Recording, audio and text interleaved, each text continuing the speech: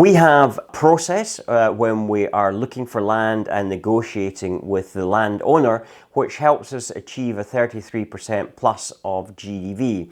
It's not like so many other trainers will advise of putting in a low ball offer and then negotiating from that position. This fits into our find it phase and the deal stage of our roadmap. And what I want to do in this video is give you a high level view of this process so that you can understand that this is a much better way of approaching it. If you're new to the channel, please subscribe. Only about 15% of the people who view our videos actually subscribe. So I'd like to see that number come up. There's approaching now 300 videos, so there's plenty of content to consume. So let's look at the process we go through when we are negotiating a land deal. So the first thing is that we will have somehow contacted the landowner, or this is perhaps a letter we've sent out because we are interested in a particular site they own, and they have responded. So they call us on the phone and they want to, often the question is, how much are you willing to pay? Yes, I'm interested in selling, how much are you willing to pay?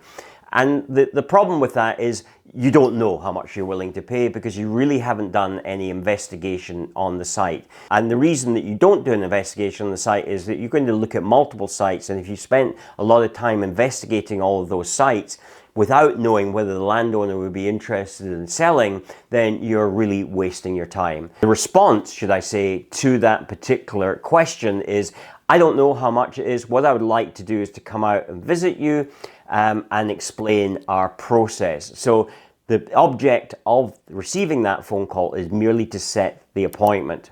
You will then go out. The next stage is going out to visit the landowner, and you're going to have a face-to-face meeting with the landowner, and you will explain the process of how you actually come to the valuation of their site. And the high level view of that, which I've covered in other videos, but briefly, it's going to be the GDV of the site, GDV standing for gross development value. In other words, what the completed site, so if there's 5 houses on there, how much will those 5 houses sell on the open market once they're completed.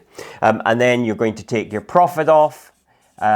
And then the next thing you're going to take off is your costs, and that therefore then is going to give you the land value. So you're going to explain to them that process, and also at the same time you're going to be building rapport with them, because you're going to come back to them with your findings once you've done that due diligence. But it's important to build that rapport, and that's why just simply putting an offer in with no personality, with not understanding it, people like people, and therefore you need to build that relationship. Just simply putting an offer in, that's why it often doesn't work, because there's no connection there. So you need to make a connection there.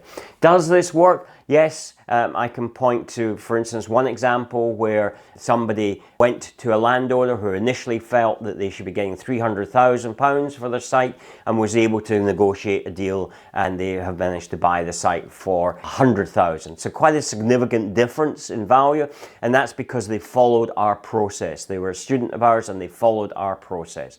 So that's why this works, as opposed to, if you can imagine, if you put an offer in for £100,000, they would just say, get lost, and then there'd be nowhere for that conversation to go. So then you will carry out your due diligence, and I talk about that incidentally in my book, You, a Property Developer, and it's on page 35 onwards. If you'd like a copy of this book, I'm just offering it for free at the moment. All I'm asking is you pay for the postage and packaging, which is only £2.80, and you'll get a copy of the book, a hard copy of the book. Simply go to youapropertydeveloper.com. That's the website for just getting the book there, and I'll be happy to send that out to you. I've also actually created a free land finding course along with the book, so you'll get invited to join that course once you receive the book. So you carry out the due diligence, and again, we have a process for that. We work through step by step, establishing what the land value is. Essentially what we're doing there is that we're working out what the costs are. So we work out, first of all, what the GDV is going to be. We then work out what the costs are, and we're then able to arrive at a price we value the land at. We're then ready to go back to the landowner and we present those findings. Again, we have a format in which we present those findings and we're transparent. We're showing them how we've worked out the figure so that we haven't just picked a figure out of the air, which is also what you get when you just put in a low ball offer. How did you arrive at that figure? How did you justify that figure? We're able to justify that figure, and that's why in the example that I gave earlier where they were able to say, look, we can only offer you 100,000 for this site as opposed to the 300,000 that you're looking at, and they were able to see all that broken down and they were able to say, show me how we can offer you 300,000 because I can't see that there. So that's why that process is really important. It creates transparency, it creates trust with the landowner, and they feel good about it. And in fact, in this particular situation, the landowner has not only feels good about it, but they are offering to lend back to this developer the 100,000 they're going to pay for the site. And so therefore, and they're going to invest in them in the future in other deals that they are doing. So you can see how that's a completely different feeling that you get from somebody who really trusts you now, and you've built up that relationship and they feel good about the price that they have been offered for their land.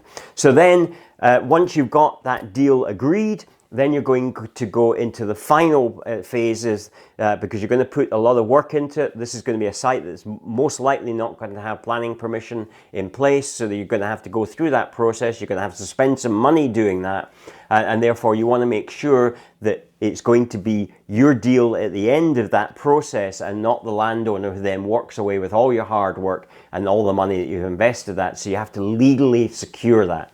There's several ways that you can do that. Our favored way of doing that is an option agreement, because the option agreement allows you to walk away should things not go according to plan.